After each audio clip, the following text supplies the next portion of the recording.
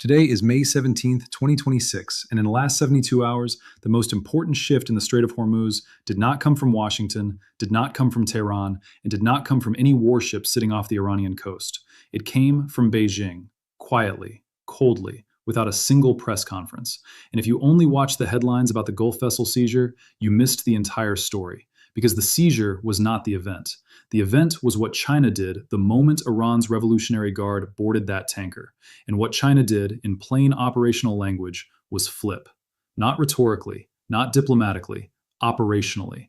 The largest single buyer of Iranian crude, the political shield Tehran is hidden behind for almost a decade, the country whose ships are the only reason Hormuz has stayed open under maximum pressure sanctions, has just begun pulling its protection back. And once you understand what that means, you will understand why the Strait of Hormuz will never look the same again. Let me give you the thesis up front, so nothing about the next 24 minutes is unclear. Iran's entire Hormuz strategy was built on one assumption, and that assumption was that China would absorb the political cost of every Iranian provocation in the Gulf. Iran could seize tankers, harass U.S. destroyers, swarm boats around the Fifth Fleet, threaten closure of the strait, and Beijing would keep buying the crude, keep vetoing at the UN, keep running its sanctioned tanker fleet through the choke point, and keep providing the diplomatic air cover that made escalation survivable for the regime.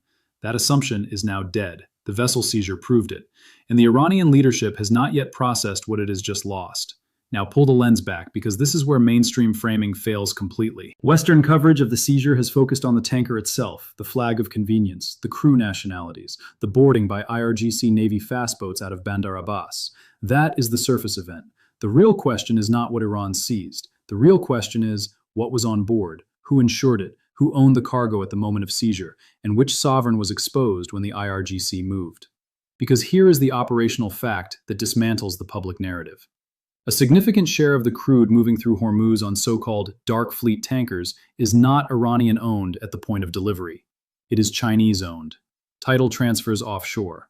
The cargo belongs to Chinese state-linked refiners, the independent teapot refineries in Shandong, the strategic petroleum reserve buyers, the Sinopec-adjacent trading desks, long before it reaches the Chinese coast. Which means, when the IRGC boarded that vessel, they did not just seize a tanker. They seized Chinese cargo. They humiliated a Chinese buyer. They proved to Beijing that Iran's Revolutionary Guard cannot be controlled even by the country keeping its economy alive. And it gets more serious from here. Because the timing is what makes this a flip rather than a friction event. Beijing has spent the last 18 months quietly diversifying away from Iranian crude exposure. Russian ESPO blend out of Kazmino has expanded. Saudi term contracts under the Aramco April pricing adjustment have grown. Venezuelan barrels under the renewed Chevron-style licensing structure have re-entered the Chinese refining stack. Iran's share of Chinese crude imports, which peaked above 1.5 million barrels per day in early 2024, has been deliberately walked down. China was already preparing to reduce its operational dependency on the Iranian supply chain. The seizure simply gave Beijing the political cover to accelerate a decision it had already made. That is what a flip actually looks like in strategic behavior. It is not a sudden reversal. It is a long-prepared pivot that needed a triggering insult. Iran just provided the insult. Let me show you what this actually means by walking through the chronology, because the sequence is where the operational logic becomes undeniable.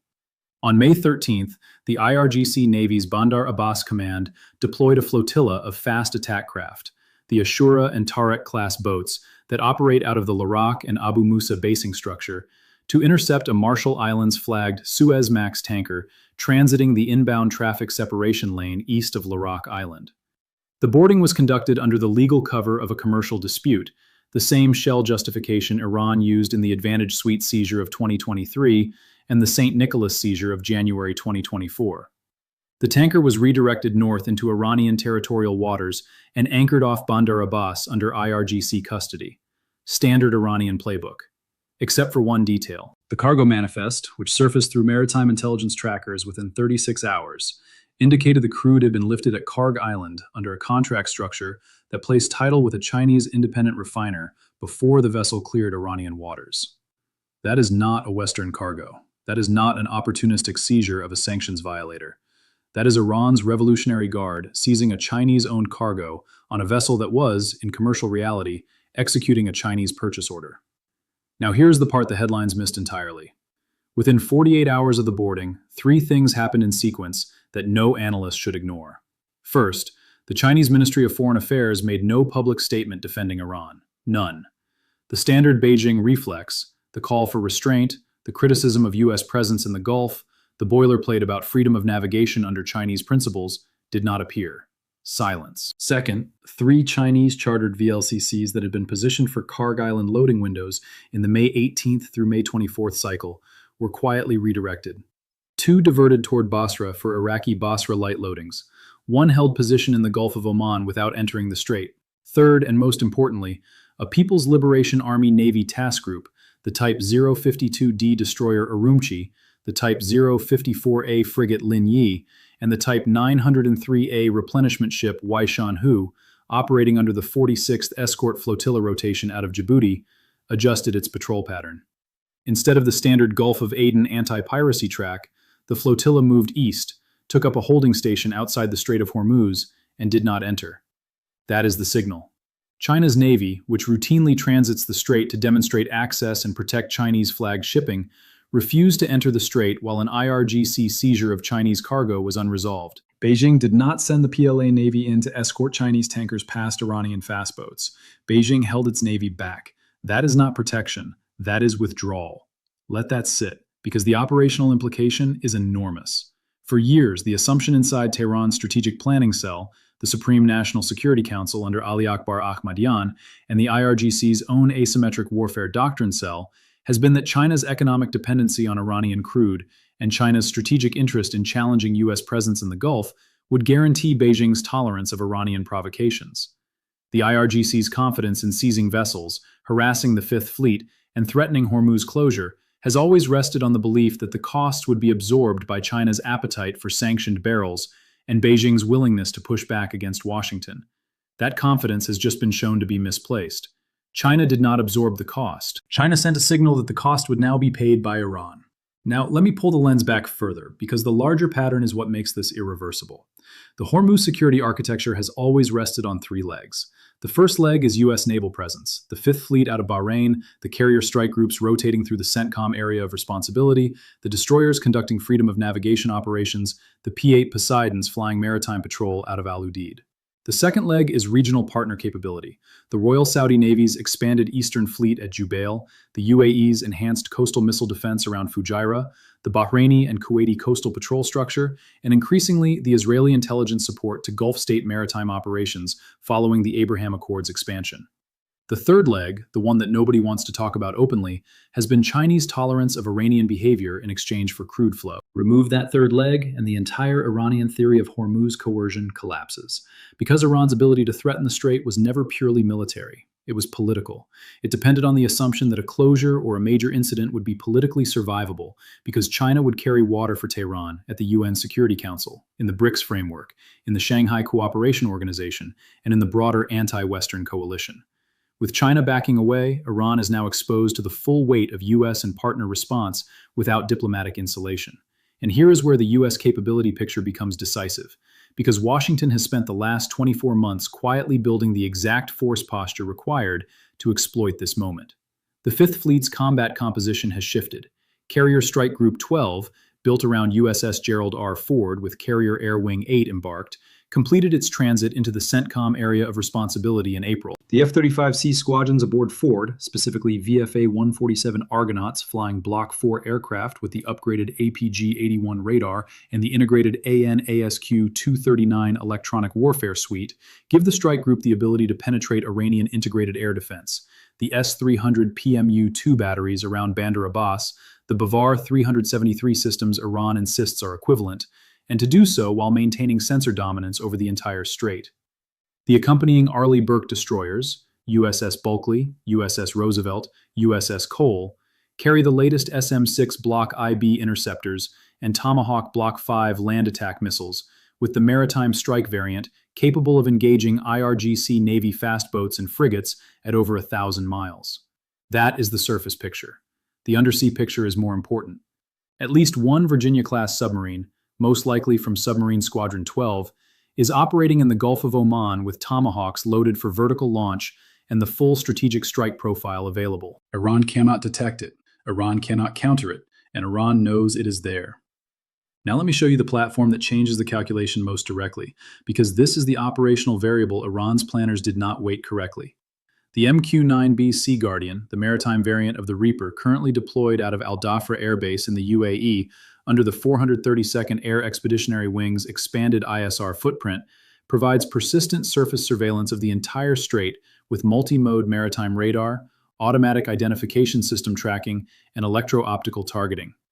That platform, combined with the P-8A Poseidons of Patrol Squadron 4 operating out of Al Udeid, gives U.S. Central Command a real-time targeting picture of every IRGC fast boat sortie, every Iranian Navy Jamarin-class frigate movement, every Kilo-class submarine snorkeling event, and every Ghadir-class midget submarine attempting to exit Bandar Abbas.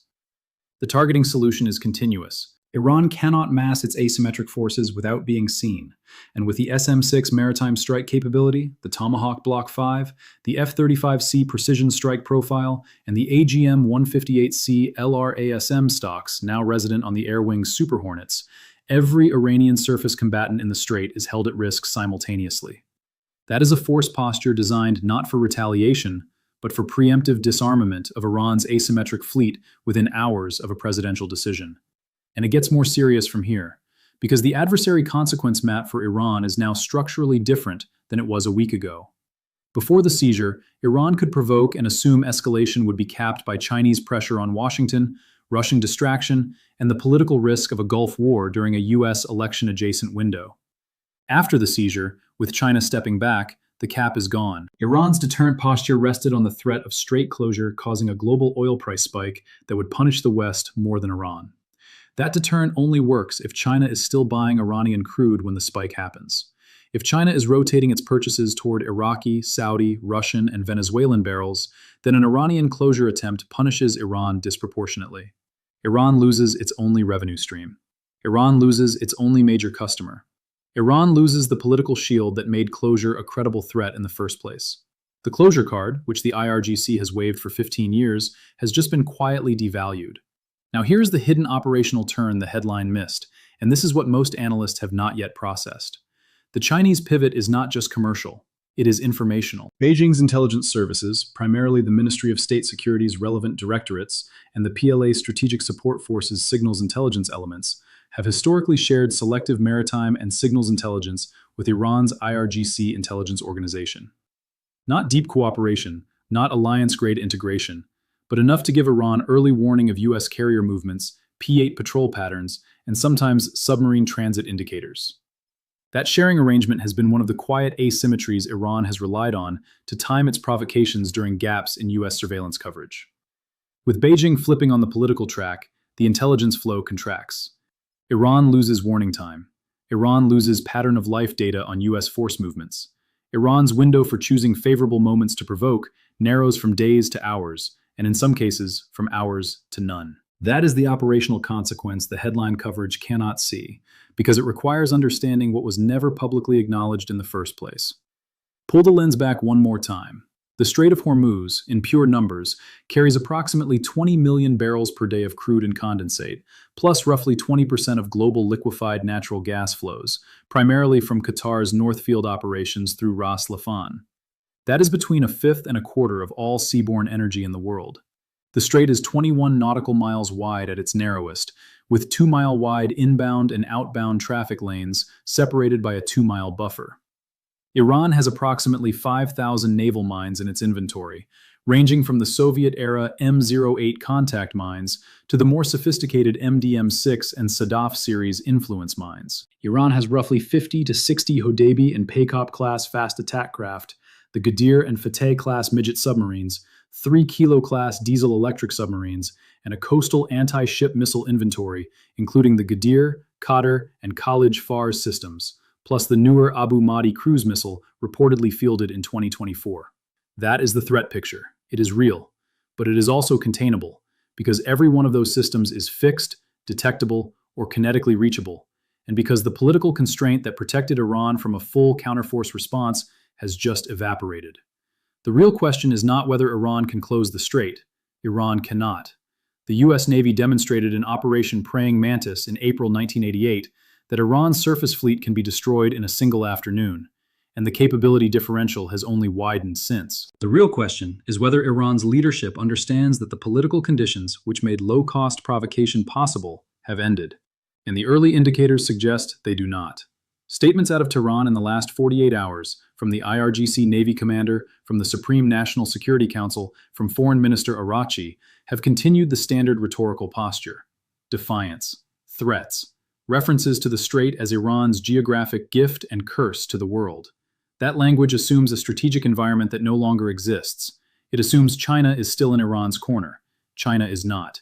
Let me show you the larger pattern this confirms, because this is where the forecast becomes specific. Beijing's strategic calculus in 2026 is governed by three priorities. First, economic stabilization at home amid the property sector workout and the export pressure from U.S. tariff structures under the current administration. Second, preservation of Chinese commercial and naval access to the Indian Ocean and the Gulf for the long-term energy security of the Chinese economy. Third, avoidance of entanglement in a regional war that would benefit the United States by drawing Chinese resources away from the Taiwan and South China Sea theaters. Iran has just made itself a liability against all three priorities. An Iranian provocation that triggers a Hormuz crisis raises Chinese energy costs, threatens Chinese tanker access, and creates a Gulf war that distracts from Beijing's actual strategic focus. Iran has stopped being an asset to Chinese grand strategy and has started being a problem. Beijing's response to problems is not loyalty, it is reallocation. And the reallocation is already visible. Watch the Iraqi crude export numbers out of Basra over the next 30 days. Watch the Saudi term contract volumes to the Chinese teapot refiners. Watch the Russian ESPO pricing relative to Brent. Watch the LNG offtake patterns at Yangshan and Tianjin. Every one of those data streams will show the same direction. China is buying around Iran, not through Iran. That is the pivot in commercial form, and it is happening in real time. Here is where the next 48 hours matter more than the last 2 weeks. The decision tree for Iran is now narrow. Option 1 is de-escalation. Release the tanker, return the cargo, issue a face-saving statement, and try to repair the Chinese relationship before the structural damage hardens. That option is still available. The window is closing. Option 2 is doubling down. Additional seizures, IRGC harassment of Fifth Fleet transits, possibly a missile test, possibly a proxy attack on a Gulf state target through the Houthi or Iraqi militia networks. That option triggers exactly the response Iran can no longer afford, because the U.S. force posture is configured for rapid counterforce action, the political insulation from China is gone, and the Gulf partner states are now operationally aligned with U.S. CENTCOM at a level not seen since the early Trump first-term posture. Option 3, the option Tehran's planners are probably already discussing, is to manufacture a diplomatic off-ramp that disguises retreat as strategic patience. That is the most likely path. It will be framed as Islamic Republic restraint. It will be sold domestically as a victory. It will, in operational reality, be a quiet surrender of the leverage Iran has just lost. Here is the honest assessment of where this stands right now. China did not just stop defending Iran. China demonstrated that Iran's actions are no longer compatible with Chinese strategic interest, and that demonstration was made through the most credible channels available: fleet movement, commercial rerouting, and diplomatic silence. The Strait of Hormuz security architecture has been quietly restructured in the last 72 hours. The third leg of Iran's coercive strategy has been removed. The U.S. force posture in CENTCOM is now configured to exploit that removal at presidential discretion. Iran's leadership has not adjusted, and until they do, every additional provocation carries a cost they have not priced correctly. The Strait will keep flowing oil. It will not, however, keep flowing it under Iranian rules. Those rules just ended. Subscribe and turn on notifications because the next 48 hours may matter more than the last 2 weeks. Drop your prediction in the comments. Stay informed. Stay ahead.